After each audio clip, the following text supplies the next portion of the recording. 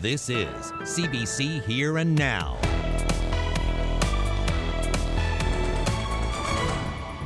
Well, a rainy start to the weekend. Most of us will see rain through the weekend, but there is some sun in the forecast. We're above the provincial average in what is a typically challenging group to get vaccinated, the 18 to 29-year-olds. MUN students and staff have to be vaccinated, but just how many have? Find out what the university is doing with those who won't get the shot. Good evening and welcome to Here and Now. I'm Carolyn Stokes. And I'm Peter Cowan. We start with new developments in the COVID-19 outbreak in central Newfoundland. And we begin with some sad news. COVID-19 has killed 2 more people in this province. The confirmation comes from public health, as it also confirms 41 new cases of the virus spread out over the last 2 days.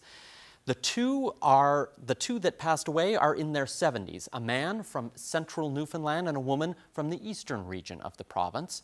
31 of today's cases are in central health. 1 is related to travel, while all the others are under investigation. The other 10 are in the eastern region.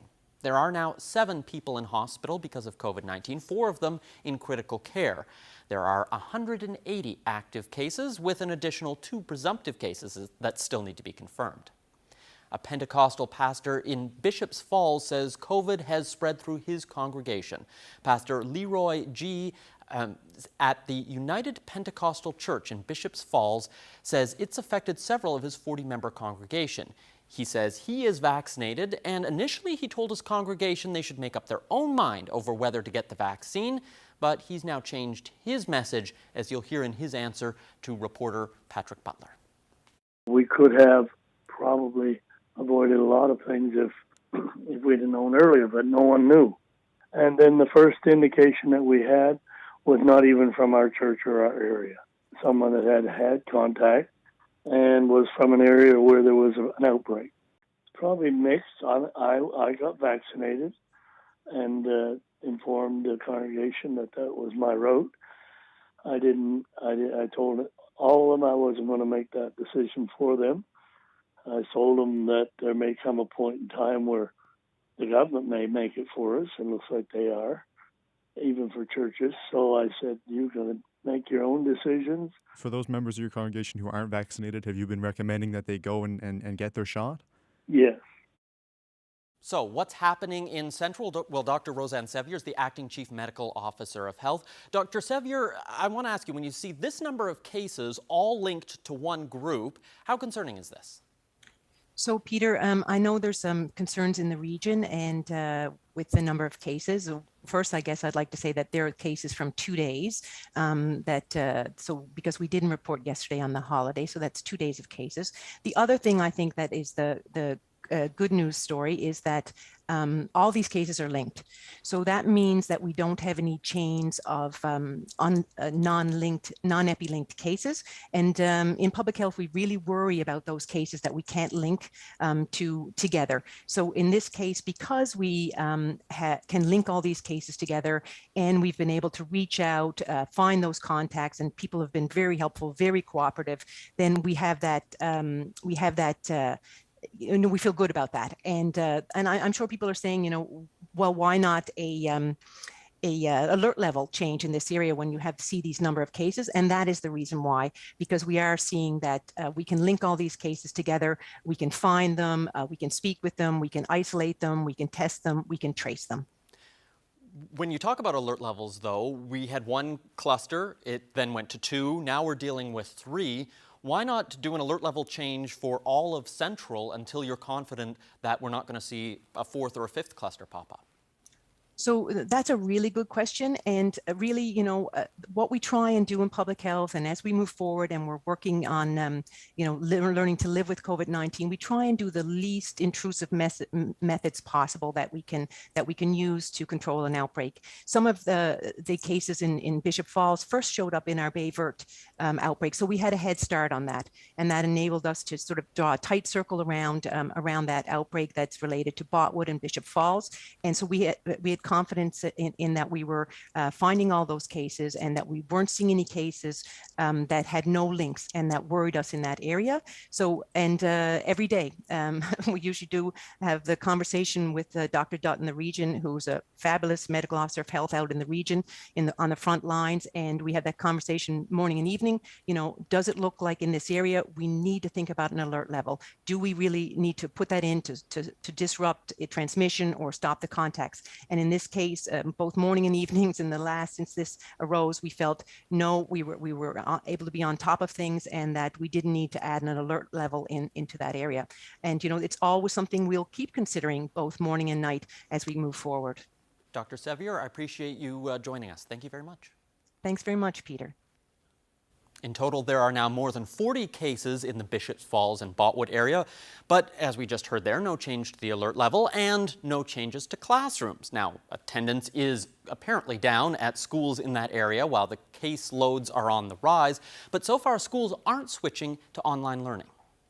I work very closely with the school board, and if we are seeing any transmission or additional risk within a class or more broadly within a school, then I make that recommendation to the school board. So right now, that hasn't been the case in this area. I understand that the parents and caregivers are worried. It would be a school board decision if they wanted to, for other reasons, switch any formats. But from a public health perspective, I haven't made that recommendation based on what we're seeing in the community.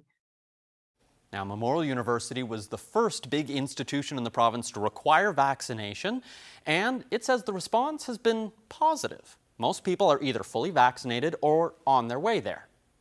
Let's start with the people who work at the university. 95% of them are already fully vaccinated. When you add in people with a first dose planning to get a second, well, that number goes up to 98%. For students, it's also pretty high. 94% of them have had at least their first dose. 86% are already fully vaccinated. Now, if you look at the other side, how many people have asked for an exemption or refused to disclose their status? It's just 1%. That number is much, much lower than we were anticipating, so we're pleasantly surprised by the outcome. So what happens to those who request an exemption? The university doesn't require any sort of proof that it's needed. Instead, they'll work on alternatives. That could mean agreeing to rapid testing on a regular basis. And if they don't agree to that, it may mean shifting to online learning. They're not looking to fire anyone or kick them out of school. Willing to work with every student to ensure that they are still part of the Memorial community and explore a variety of different options for them, and that may not be on campus, but we're hopeful to work with everyone. So, is this a sign that vaccine mandates work? Well, Memorial University's rate of vaccination is quite a bit higher than the provincial average, and the university-aged people tend to have some of the lowest vaccination rates. It's a move that has been generally well received.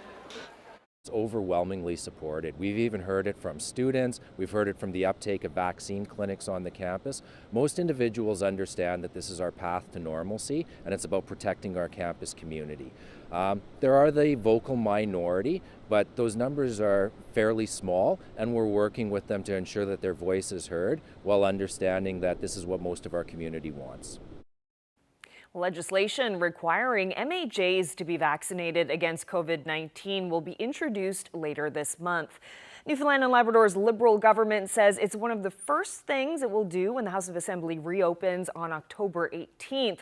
The government's House leader says it will mirror the vaccine mandate for public servants, and he's confident the legislation will be adopted. I've had discussions with both other House leaders, and I think we're pretty much on the same page with this. So, you know, I'm confident that as you know, as MHAs and as leaders in this province, that we will follow. You know, if we're setting out a guideline for our public servants, why should we expect MHAs to be treated any different?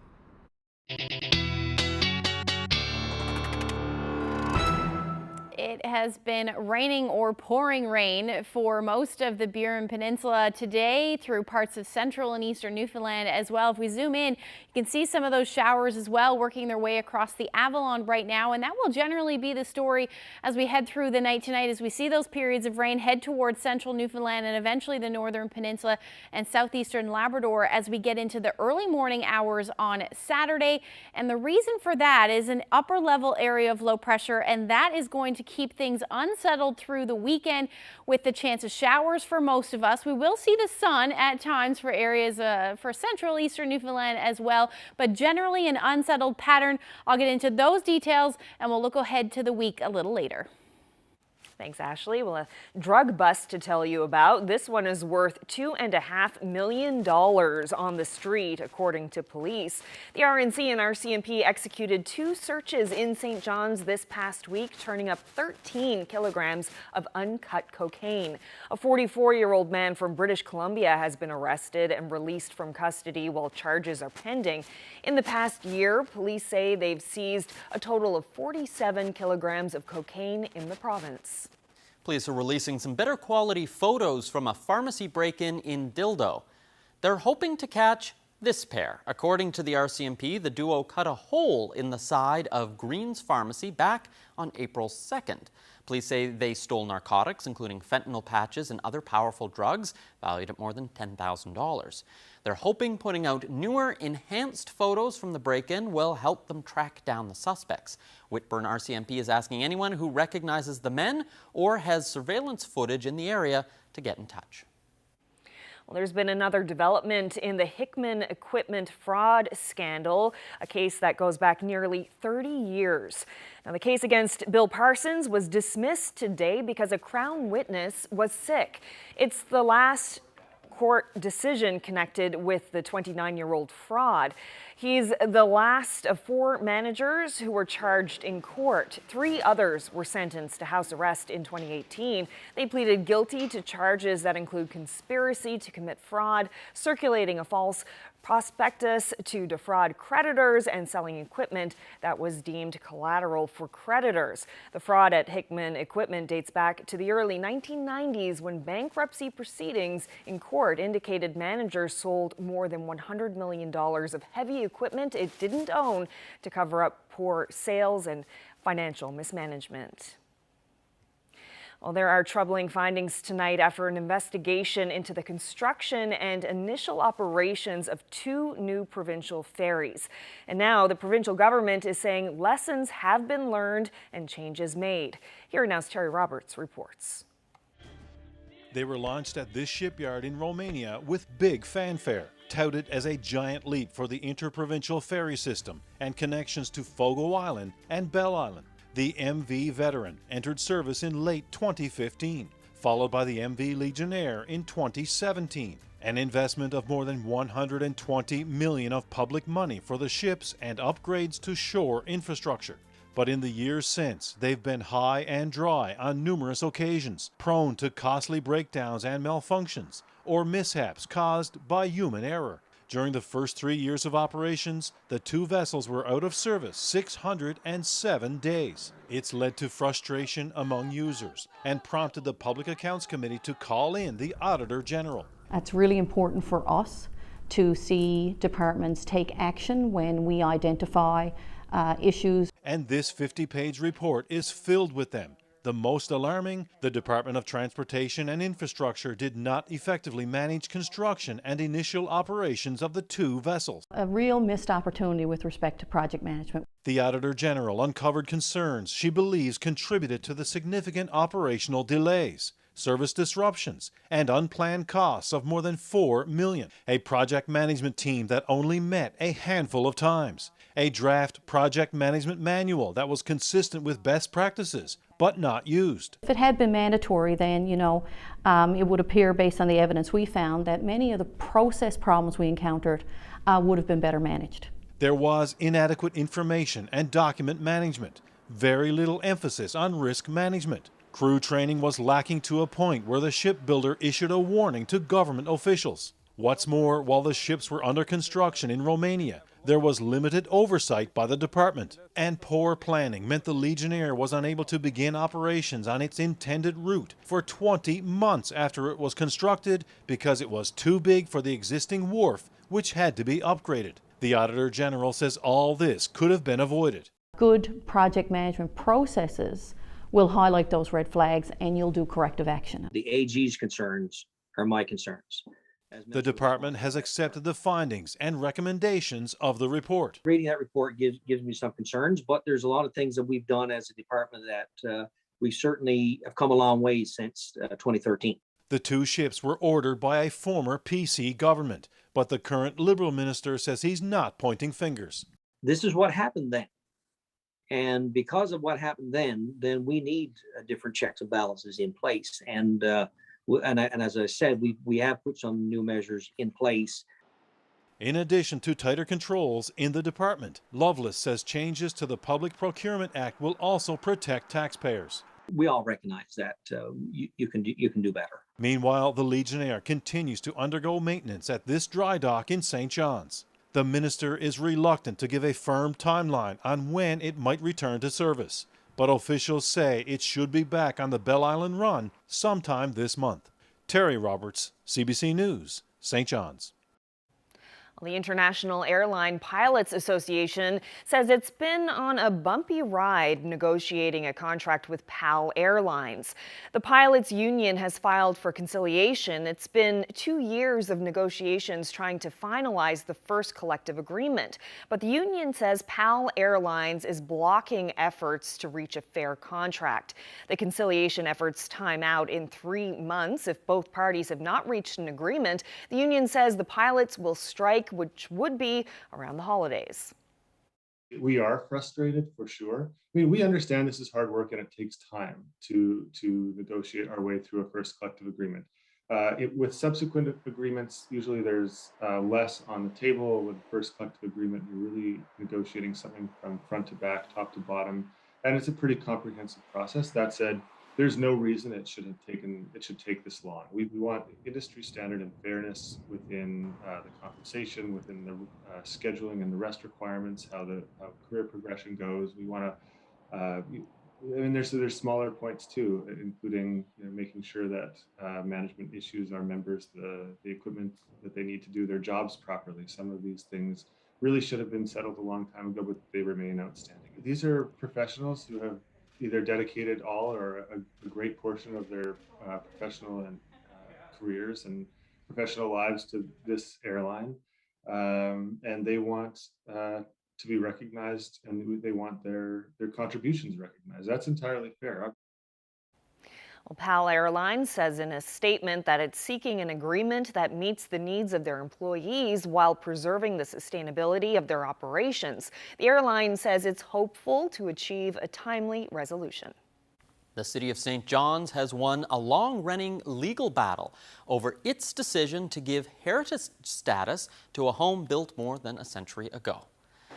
The former and current owners of Bryn Mawr sued for millions of dollars they claimed to have lost because of the heritage designation, arguing that it deprived them of all reasonable uses of the property.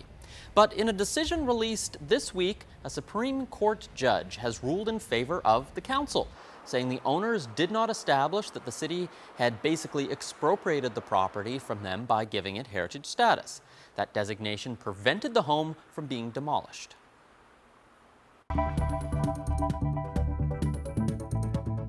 Newcomers are starting to arrive in Newfoundland and Labrador once again, and according to the Association for New Canadians, there are things you could do to help. If you love to play the guitar, we can match you with someone who's really interested in learning how to play the guitar, practicing English, learning Canadian culture or cooking. We'll have that story coming up on Here and Now.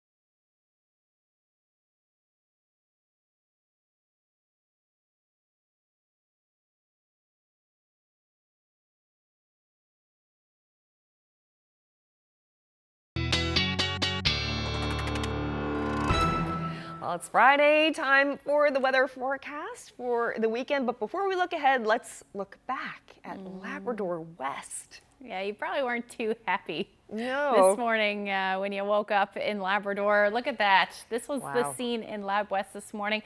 A little dusting, nothing too significant, but most of the night seeing the flurries or wet snow being reported, even mixing with some rain today as well. And if we take a look at the temperatures, not a whole lot to be happy about. 3 degrees was the afternoon high in Lab City today, and we've got those temperatures into the single digits across most of Labrador, really, in that onshore flow. So we take a look at the winds. Those winds out of the northeast for the most part, about 30 to 40 kilometer per hour winds gusting.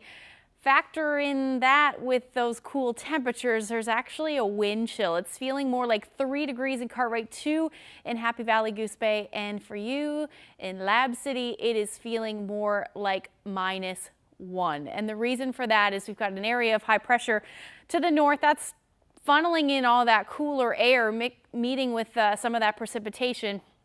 And that's why we're seeing some of those cooler temperatures and all of that snow, or the potential for snow falling. So not going to say goodbye to that for a little bit. We've got a few more days, or at least one more day of that in Lab West, but we do have a couple of fronts associated with this area of low pressure, large area of low pressure that's spinning counterclockwise there. And with that, depending on where you were on either side of those fronts, you saw those temperatures a little bit warmer. Certainly to the east, we're seeing some periods of rain working in now as well.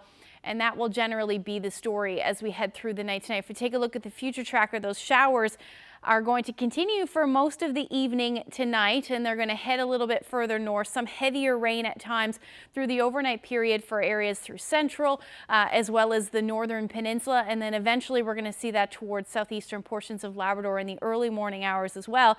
And we're still having that potential for some snow showing up in the models as well through the overnight and into the first half of tomorrow for Lab West. So your temperatures tonight not really moving too much. You're going to see a low near 2 degrees for Lab City, so I'm still going to keep that snow in there for you. Otherwise, it should fall as showers. Maybe in some of the higher elevations you may see a dusting, but for the most part it should fall as showers. Same thing for the northern peninsula. Like I said, some rain heavy at times. The rest of the island, looking at those temperatures, a little bit warmer. 10 to 14 degrees is the overnight lows tonight. And as far as the rainfall amounts go, this takes us through to tomorrow night, but most of the rain will be falling tonight. We could see some pockets of 30, 40 plus millimeters of rain through areas through Gander, Bay of Exploits, Grand Falls, Windsor, through to the northern peninsula as well as we get into the early morning hours. So certainly something to keep an eye on. The rain for the eastern areas likely in and around 5 millimeters. You're already seeing that pouring rain for parts of the Avalon, but it shouldn't accumulate to too much. As we head through the day tomorrow, things will stay unsettled for the most part for the west coast, northern peninsula, southeastern portions of Labrador, but the sun should come out through the afternoon for central and eastern areas of the island, but again staying mainly cloudy for the west coast. Even the south coast, you'll see some showers and or drizzle through most of the afternoon. Still showing up with some mixing, and that's because temperatures tomorrow for the Lab West will still be quite chilly. So you're still going to see that risk of some snow in the mix, at least for the first half of the day, and then that should change over to the chance of showers as the day goes on. And the beginning of Sunday looking unsettled, and again, that's thanks to that upper level low moving in. Temperatures tomorrow, nicest in the east, should hit around 18 degrees if that sun peaks out for a significant amount of time. As we head towards central, a little bit cooler into the mid-teens. Same thing for the west coast. The winds will generally be about 15 to 20 kilometers per hour for the west coast. Northern Peninsula, a little cooler, 8 to 10 degrees for the most part, and then single digits are going to continue for most of you across Labrador. 6 in Cartwright, 7 in Happy Valley, Goose Bay, and Lab City, your high near 4 degrees. So that's a look at Saturday's forecast. We'll look ahead to Sunday and the rest of the week when I come back. The people that work here on Military Road in St. John's literally help people start new lives. This is one of the very first places that newcomers here in Newfoundland and Labrador and in Canada will get to know how things work. And you know, after a little bit of a COVID lull, things are starting to come back. Now that restrictions are lifted, This office is starting to get really busy. We're starting to see immigration numbers come back, and some of those numbers include families from Afghanistan. Now, at this point, the numbers are still pretty small, between 6 and 7 families, but that is just the beginning. We're expecting a lot more than that, and in order to get those families set up to start a new life here in Newfoundland and Labrador, it's going to take a lot of work. We are planning and preparing for arrivals, and we're supporting the arrivals who have come. It's a really, really busy time for us now as the borders have opened up, and we're able to accept more refugees. So last year we got about under 100, and this year we're way over that, and we do expect to have 400 by the end of the year. That's what we hope to have at least. And some of those that are coming in are some of the families and individuals coming from Afghanistan. What kinds of preparations are being made right now to help those families and individuals settle here in Newfoundland and Labrador? So we're meeting with property managers. We're trying to find housing for people. We want to connect people to health, to housing, to education. We're working with school districts to support people as children come so that we can get them enrolled in school as soon as possible. And anything that will get their lives in this community started as soon as possible. So we are so fortunate in that we have had the Newfoundland community has reached out to us, veterans have reached out, children have reached out doing lemonade stand, to raise funds. People have wanting to volunteer to really connect people and to make them feel welcome in their new home. We are accepting donations in terms of, school supplies, diapers, baby formula, small household items. What's really helpful, because space is so tight right now, are cash or gift card donations so that people can buy what they need or get connected to what they need, maybe over-the-counter medication, whatever it is, clothing. People can volunteer their time. We do some training. We can basically, based on your skill set, if you love to play the guitar, we can match you with someone who's really interested in learning how to play the guitar, practicing English, learning Canadian culture or cooking. We try to match people based on interest, people and families, and so that you can, be a part of that welcoming process. We did have someone who played the piano, and we had a young girl who it was her dream to always learn to play the piano. And I think we actually got a donation of a piano, and she was able to offer her lessons, and that was a wonderful, we have artists who really want to work with other artists and just sharing different skill sets, yeah. In terms of timing, when do you think the need for volunteers, time and resources is going to be the greatest? We need you now. Please, come on by. We'd love to meet with you and tell you a little bit more about the volunteer process and the different options available. Thank you so much.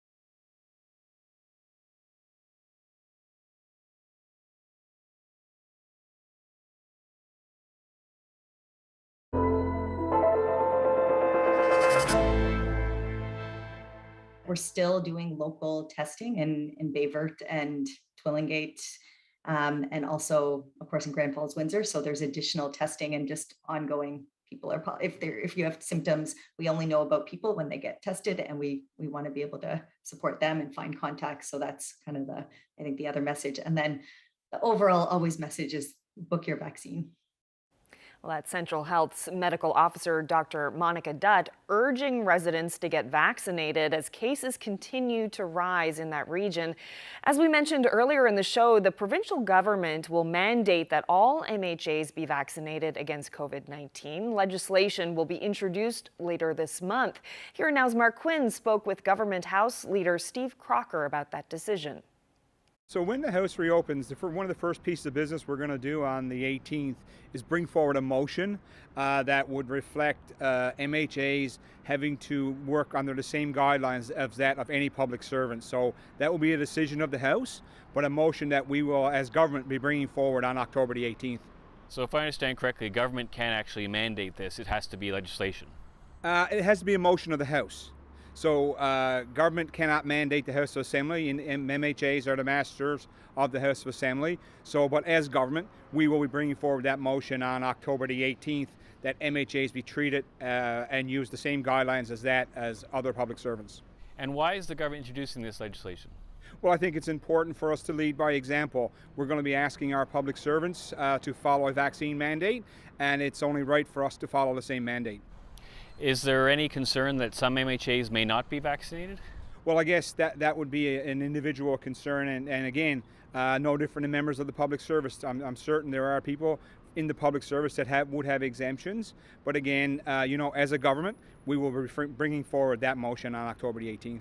And do you know if, for example, if all the Liberal MHAs are vaccinated or not?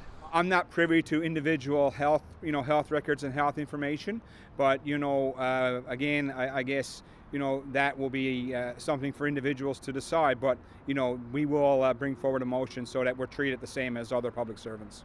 And will there be any consequences for an MHA who isn't vaccinated? Can they attend the House? Yeah, again, that will mirror what we bring forward for public servants, and I know that's a conversation that's currently ongoing with the public service unions and others. So our motion will mirror what we see for other public servants. The reason I ask is because if there are no consequences, it's really just sort of an intent, your intention or what you hope. Yeah, but our motion will mirror that of what the expectation is of other public servants. I've had discussions with both other House leaders, and I think we're pretty much on the same page with this. So I'm confident that as MHAs and as leaders in this province, that we will follow. If we're setting out a guideline for our public servants, why should we expect MHAs to be treated any different? Well, from mandatory vaccinations to a community where people don't want the vaccine, there's a town in southern Manitoba with the lowest vaccination rate of any health district in that province, and quite possibly the lowest or one of the lowest in Canada. The reasons for that are numerous, but as the CBC's Ian Fraze explains, a suspicion of government is high on that list. When your closest neighbor can be a kilometer away, a divide is natural. But it's different with COVID vaccines. It appears the rural municipality of Stanley is not a community divided like outsiders think, but a community united. Willie Penner and his family live in a bubble of the unvaccinated. All my friends and my family that I have, they all agree with me, yeah. He's not alone. In Stanley, some 100 kilometers south of Winnipeg, only 24% of eligible people have received one dose, probably the lowest in Canada. Doctors repeatedly say vaccines are effective, but residents say the more they're pushed, the more they resist. The Bible says we should do what the government says, but it's only if the government does the right thing by God. The community is mostly Christian, conservative, and white. Mennonites were drawn here because of a promise: an exemption from military service and full control over education. Over time, some of those promises were eroded, and their distrust of authority has grown. There is this long history of worrying about the government extending its reach into your community. In Stanley, vaccine hesitancy cannot be attributed to a single cause. Not everyone's escaping a government who they think is infringing on their rights. Big question. Candice Grenier likes a small town life, comforted that others feel the same about vaccines. At first, she was worried of pushback to her cosmetics company. But the honest truth is our business has only grown. Health officials warn about the consequences of low vaccine uptake. Half of all COVID cases come from the region, though it's only a small portion of Manitoba's population. If we don't do something to limit the transmission of this virus, we're going to see significant strains on our healthcare system again. Stanley residents told us they shouldn't be villainized for their vaccine positions. They won't cave to the animosity ripping people apart. Ian Fraze, CBC News, RM of Stanley. It was more emotional than I thought it would be with the pictures of our family, and it was hard not to cry. While COVID has been on the minds of many, plenty of people in the province are facing their own separate medical concerns. We'll have more from the release of a local documentary. That's up next.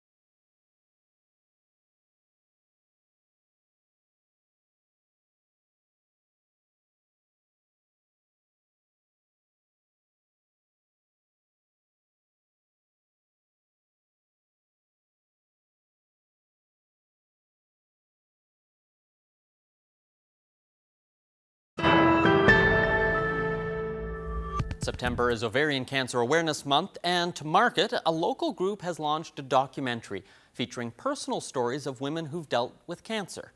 Bells with Balls NL teamed up with filmmaker Roger Mondor to feature the stories of 5 local women. from the initial diagnosis through to their survival or loss. We met up with some of them as they launched their film this week. In Newfoundland and Labrador, almost every week a woman is diagnosed with ovarian cancer.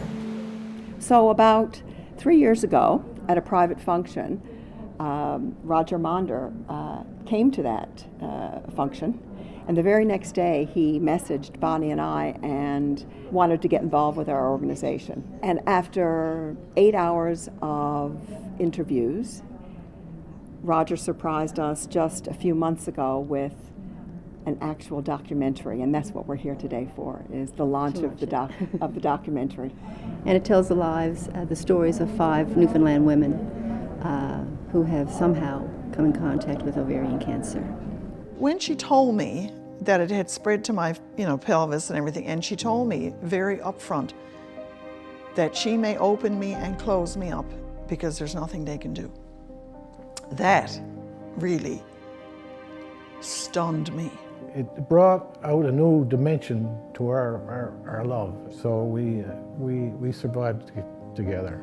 It was more emotional than I thought it would be because I hadn't heard Charlie, Bonnie's husband, speak, or my husband speak, and with the pictures of our family and everything, it was hard not to cry. They're also emotional and heavy, and my mother went through cancer twice, so I kind of could relate with that. And once I started hearing stories, it was just like that was something we had to do. We had to get the word out. She was diagnosed with stage 4B ovarian cancer. The next stage is just the end stage. I loved her, I worked with her, and best thing I did in my life. Never regret it, never. Very touching and a little bit hard to handle. But you just got to think that move away from the loss a bit as to what is after generating in terms of family to try to help other people that have this ovarian cancer. Well, in Canada, roughly 2,500 women a year will be diagnosed with ovarian cancer, and unfortunately about 1,400 of those will succumb to the disease. The reason for that is because it's often not diagnosed until late stage 3 or stage 4. You don't have symptoms. If you had breast cancer, you would find a lump. If you had, uterine cancer, you would bleed. But it causes no symptoms other than what you think is, you're getting a bit older, maybe this is just bloating and, your bowels are not as good as they were and that sort of thing. So it is called a silent cancer, and it does stay silent until it decides to roar. I was just turned 24 when my mother passed away from ovarian cancer back in 1986. So sadly, as a result of my mother's diagnosis, I'm one of the very, very lucky few who got it at a very early stage. There is not a lot of education around ovarian cancer. So this gives Newfoundland and Labrador families a view to what it is and how we can affect the actual outcome of the patients here in Newfoundland and Labrador. What we're doing here today and what we've been doing here for the last several years, raising money for ovarian cancer research in Newfoundland and Labrador, we're making a difference. We are. And we're getting closer and closer every day to, if not finding a screening test, certainly to find the genes that cause it and to help with the genetic testing. So, yeah, we're making a difference.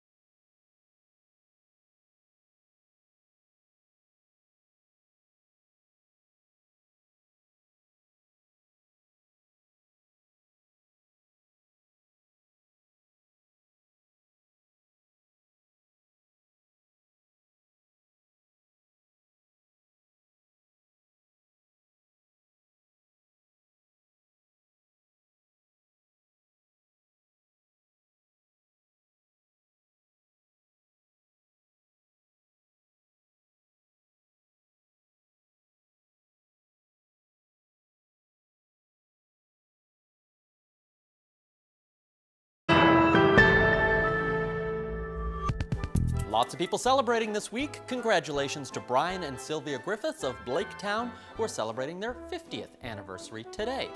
Happy 58th anniversary to May and David Butt of Carbonear. Happy 59th anniversary to Jake and Violet King of Broad Cove, Conception Bay. Best wishes to Al and Joan McLean of Northwest River. They're celebrating 50 years and they're celebrating today. Happy 56th anniversary to Gladys and Junior Ford of Port aux Basques. Wishing Laura and Stuart Pye of Lodge Bay, Labrador a happy 56th anniversary. Happy 55th anniversary to Lloyd and Gloria Russell from Winterbrook. Best wishes to Marge and Alan Snellgrove of Happy Valley Goose Bay, now living in Northern Arm. They're celebrating their 58th anniversary. Happy 52nd anniversary to Winnie and Don Piercy of Wabush. Happy 52nd anniversary to Arthur and Barbara Pike of Grand Falls, Windsor. Wishing Rita and Edgar Sevier of Lawrenceston a happy 64th anniversary. That's a big one. Happy 60th anniversary to David and Effie Hollett from Happy Valley Goose Bay. Happy 64th anniversary to Henry and Edna Crocker of Greens Harbor. Anniversary greetings going out to Alice and Stanley Chason of Cape St. George on their 69th wedding anniversary. Happy 50th anniversary to Calvin and Vera Bixby from Wabush, now living in Lewisport. Congratulations to Myrtle and Claude Winter on their 55th wedding anniversary. Happy 54th anniversary to Robert and Marguerite Brown from Centerville. Happy 52nd anniversary to Ella and Douglas Mercer of Bay Roberts. Clarence and Anita Dwyer are celebrating their 61st anniversary. They're from Grand Falls, Windsor, and now live in Red Deer, Alberta. Happy 60th anniversary to Emerson and Velma White of Salvage. 60th anniversary greetings going out to Gerald and Margaret White of Indian Bay.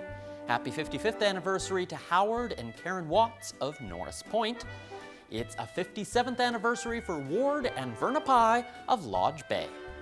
50th wedding anniversary greetings going out to Dave and Alice Oak from CBS. Happy 50th anniversary to Dawn and Elmo Langdon of Gander. Best wishes to Urban and Bessie White of Stephenville Crossing on their 59th anniversary. Happy 63rd anniversary to Gerald and Glenda Mayo of Buren. They will celebrate on Monday. Congratulations to Rex and Elsie Short of Roberts Arm. They're celebrating 56 years of marriage.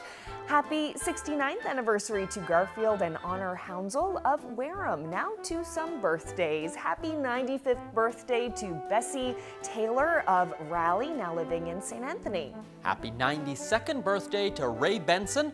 We're told he's a big Leafs fan, and judging from that t-shirt, he also has a bit of a sense of humor.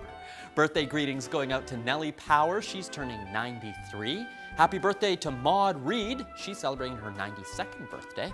Best wishes to Frances Pack Hollander on her 99th birthday. Happy 91st birthday to Madeline Kavanaugh of Flat Rock. Wishing Pearl Patey of St. Anthony a happy 90th birthday. Birthday greetings going out to Dennis Nash of Branch, who is celebrating his 93rd birthday. Birthday wishes to Cecil Thorne of Bayview, Twillingate, who is 93 years young. Happy 98th birthday to Margaret Bartlett of Marysvale. Best wishes to Mary Hicks of Grand Falls, Windsor. She's turning 93. Next one is a Korean War vet, Douglas Ivany. He is celebrating his 93rd birthday. He's from Mount Pearl and Random Island. Birthday greetings going out to Peter Keogh. He's turning 96. He's from Plate Cove East, now living in Stephenville. Happy 96th birthday to Helen Humphreys from Hare Bay. Happy 92nd birthday to Lillian Tulk, who's now living in Gander. Wishing Josephine Roach from Bay Roberts a very happy 93rd birthday. Happy 94th birthday today to Annie Griffin of Freshwater, Placentia Bay. Happy 90th birthday to Lillian Farrell. She celebrates tomorrow. Happy 90th birthday today to Kevin Wadman of Arnold's Cove. And we're going to end on a big one. A very happy birthday to Elizabeth Lemoyne, who turns 103 today. She's Wow. from Point May and now lives in St. Pierre. Congratulations to you.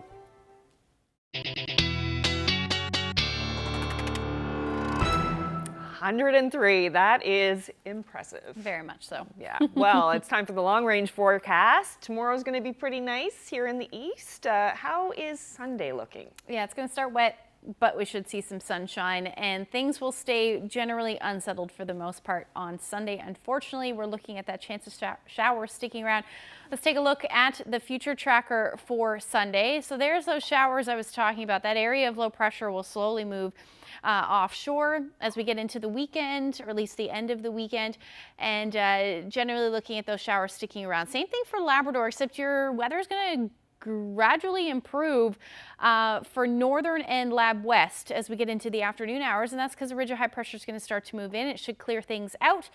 But like I said, some periods of rain continuing for the island, and that will generally be the story even as we head into Monday as well. At least the first half of Monday, we are going to see that chance of showers continue. Temperatures on Sunday looking into the teens for the majority of the island, a little cooler for the northern peninsula, and then same thing up across Labrador. You're still looking at those temperatures into the single digits, but there's that nicer weather, either sun and cloud or a mix of sun or mainly sunny as the afternoon rolls through on Sunday. But then into Monday, you're going to see a similar forecast for you. Temperatures even a little bit warmer, 10 to 11 degrees for Lab West as well as the north, and the temperatures will be much cooler for the island, and that's thanks to some onshore flow for the most part. Temperatures will be sitting around 9 to 10 degrees and then single digits for Cartwright on Monday. Now, I just want to give a quick update on Sam. It's moving a little bit faster than the last time I showed you this picture, but we're still at a Category 4 hurricane with the winds now gusting upwards of 295 kilometers per hour. So certainly seeing some strengthening there. But the good news is if we take a look at the forecast, it will pass well south of Newfoundland through the weekend and into the beginning of next week. But it is going to make a little bit of a turn, and it might stall to the east on Tuesday. So that could bring some windy weather for parts of the province as we get into Tuesday. So I put that in the forecast for now, but certainly nothing that we haven't seen before, likely just a fall storm. But temperatures will be a little bit cooler, sitting around 9 degrees on Tuesday and then staying unsettled into Wednesday as well. Now for central Newfoundland, depending on how close that low gets, we could see some windy conditions on Tuesday as well, but overall looking a little bit better as far as those temperatures go back up into the teens as we get into Wednesday for both central and western Newfoundland. And then for eastern Labrador, after you get rid of those showers on through Monday, Tuesday, Wednesday looking really nice. Look at your temperatures jumping up as well, up to about the mid-teens. Similar forecast for western Newfoundland, although just a little bit cooler with some showers returning on Wednesday. Had to share this photo. Long Point Lighthouse in Twillingate. Some of the most beautiful sunrises and sunsets I've seen have actually been in Twillingate, and Tara captured this one. Absolutely beautiful. Thank you for that. If you have any weather photos that you would like to share with us, send them to nlphotos@cbc.ca. Gorgeous. Almost worth getting up that early in order to capture it. Always got to time it right, hey? Oh, and the sun, the sunrises are so dark in the mornings now. Later and later. Yeah, 7 a.m. roundabouts now. Yeah. I'm in denial here. None of this talk.